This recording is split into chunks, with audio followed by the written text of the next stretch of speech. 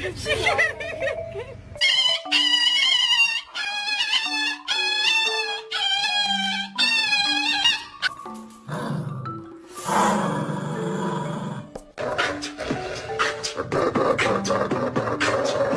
sorry to tell you this, but you're, well, adopted.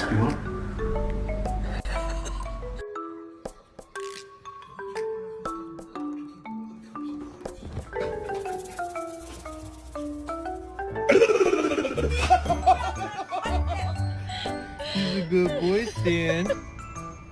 Good boy. Woof!